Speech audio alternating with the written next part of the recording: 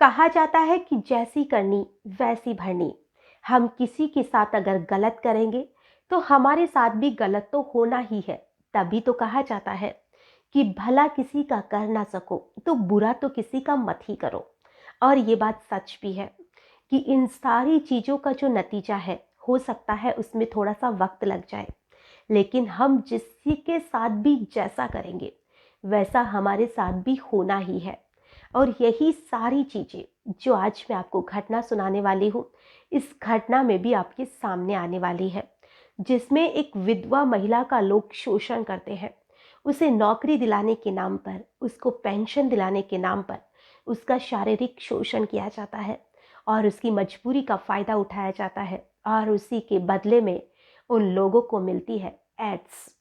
आज की जो कहानी है वाकई में हमें बहुत कुछ सिखाने वाली है, बहुत कुछ समझाने वाली है। नमस्कार, आदाब, सत श्री अकाल। मैं हूं नंदिनी यादव। आज जो मैं आपको घटना सुनाने वाली हूँ, इस घटना की शुरुआत होती है उत्तर प्रदेश के लखनऊ से, जहाँ पर एक परिवार रहता था और उसी परिवार में एक बेटी भी थी जिसका नाम खुशबू था।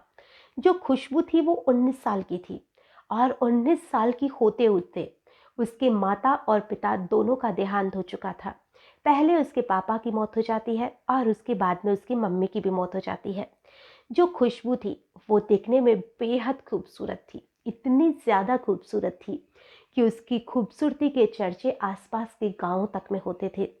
लेकिन कहते हैं ना, किसी इंसान की कोई चीज़ उसकी खुशकिस्मत बन के उसके साथ रहती है तो कोई चीज़ उसकी बदकिस्मती बन जाती है। जितनी खुशबू खूबसूरत थी उससे कहीं ज़्यादा खुशबू की बदकिस्मती थी जो उसका पीछा नहीं छोड़ रही थी। माता पिता की तो मौत हो जाती है और जो खुशबू थी अब वो अकेली रह गई थी। गांव में ऐसे बहुत से लोग थे जिनकी खुशबू पर बुरी नज़र थी, लेकिन जो खुशबू थी वो एक बहुत ही अच्छी लड़की थी। वो लोगों से बस काम से काम रखती थी, मेहनत मजदूरी करके अपना पेट पालती थी। और उसी के गांव के पास में एक दूसरा गांव था, उसमें एक लड़का रहता था। वो लड़का उसे शादी के लिए प्रपोज कर देता है और जो खुशबू थी उसके प्रपोजल को एक्सेप्ट कर लेती है, क्योंकि खुशबू भी अब ऐसे लोगों के बीच में नहीं रहना चाहती थी जो लोग बस इसी घात में रहते हैं कि मौका मिले और वो उसे नोच डाले। खुशबू को भी एक हमसफर की तलाश थी और आज उसकी तलाश पूरी हो जाती है। जिस लड़के से वो शादी करती है वो लड़का ट्रक ड्राइवर था। दोनों की अच्छी खासी शादी हो जाती है, यानी सिंपल सी शादी कर लेते हैं। लेकिन खुशबू उसके साथ बहुत खुश थी। लड़का भी बहुत अच्छा था, उसका बहुत ध्यान रखा करता था। जिंदगी के 3 साल बहुत ही हसीन गुजरते हैं। खुशबू बहुत खुश थी, लेकिन कहते हैं ना, बदकिस्मती किसी का साथ नहीं छोड़ती है। और यहाँ पर जो खुशबू की बदकिस्मती थी वो भी उसका साथ नहीं छोड़ रही थी। 3 साल होते होते उसके पति की मौत हो जाती है। अब जो खुशबू थी फिर से अकेली हो जाती है। अब जो खुशबू थी मेहनत मजदूरी करती है, कैसे ना कैसे अपना पेट पाल रही थी। तो उसके ससुराल में ही एक रोजगार सेवक था जो लोगों को रोजगार दिलाने में उनकी मदद करता था। वो एक दिन खुशबू के पास जाता है और उसे जाकर कहता है कि खुशबू, अगर तुम चाहो तो मैं तुम्हारी जो विधवा पेंशन है उसे चालू करा सकता हूँ। तो वो कहती है कि अगर ऐसा हो जाए तो आपकी बहुत बहुत मेहरबानी होगी, मुझे थोड़ा सा सहारा मिल जाएगा।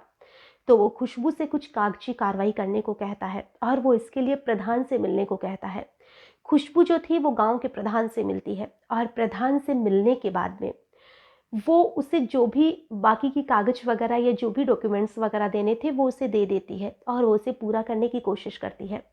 तो जो प्रधान था वो कहता है कि इन सारी चीज़ों में पैसा भी लगता है, तो वो उसे पैसे मांगता है। अब खुशबू के पास तो पैसे थे ही नहीं, वो बेचारी कहाँ से देती।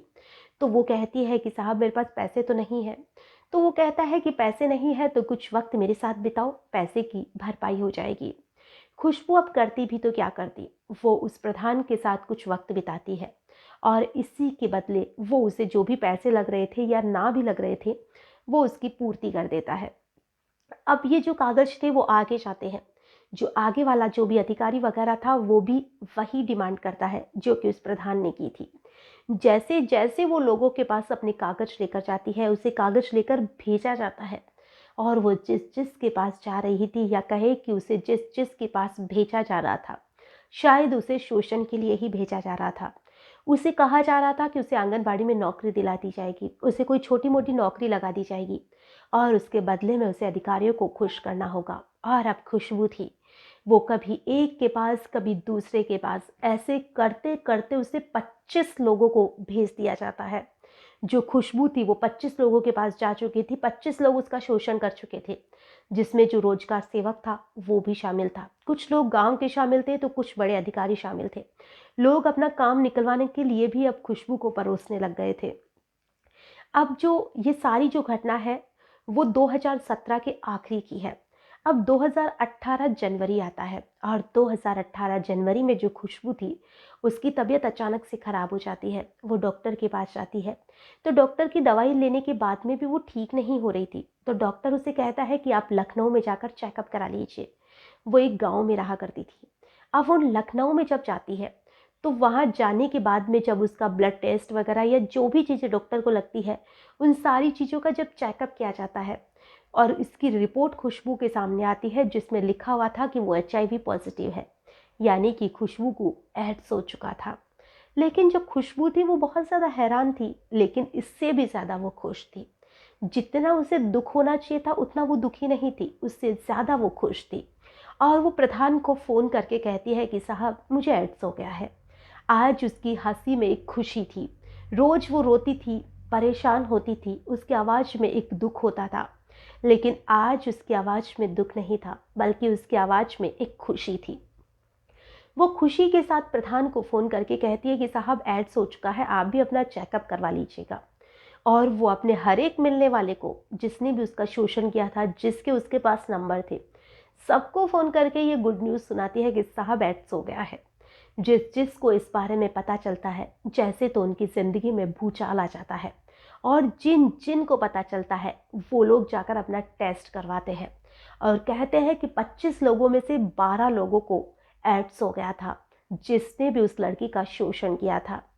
और जब उनको एड्स हो जाता है और जो खुशबू थी वो उनको एक ही चीज़ कहती है कि और करो मेरा शोषण, और लो तुम एड्स जैसी बीमारी को। तुम्हें बहुत शौक था ना कि तुम मेरे साथ गलत करोगे, मुझे नौकरी दिलाने के बदले तुम मेरा सौदा करोगे, तुम मेरा शोषण करोगे। आज तुम्हारे साथ भी वही हुआ है, वही गलत हुआ है जो तुमने किसी के साथ किया है। मेरी मजबूरी का तुमने फ़ायदा तो उठाया है, लेकिन तुम्हारे साथ भी वही सारी चीज़ें हो गई है। अब जो खुशबू थी वो बहुत खुश थी, लेकिन बहुत से लोग बहुत ज़्यादा दुखी थे। इस कहानी को सुनाने का हमारा उद्देश्य ना किसी को परेशान करना है, ना किसी का भी दिल दुखाना है। हमारा उद्देश्य बस इतना सा है कि किसी की मजबूरी का फ़ायदा ना उठाओ, क्योंकि आप आज किसी की मजबूरी का फ़ायदा उठा रहे हैं, हो सकता है कल आप भी मजबूर बन जाओ और इतना मजबूर बन जाओ कि कोई आपका भी फ़ायदा उठाने लग जाए। और जैसा आप करोगे किसी के साथ, वैसा तो आपके साथ भी होना ही है। तो कोई अगर आपसे मदद मांग रहा है तो आप इसकी आराम से मदद कीजिए, बिना किसी स्वार्थ के मदद करके तो देखिए आपको कितनी ज़्यादा खुशी मिलती है। किसी की भी निस्वार्थ जब हम मदद करते हैं, बिना किसी स्वार्थ के किसी का भला करते हैं, उसकी तो बात ही कुछ और होती है। आज के लिए बस इतना ही, फिर मिलेंगे किसी नई घटना में। तब तक के लिए नमस्कार।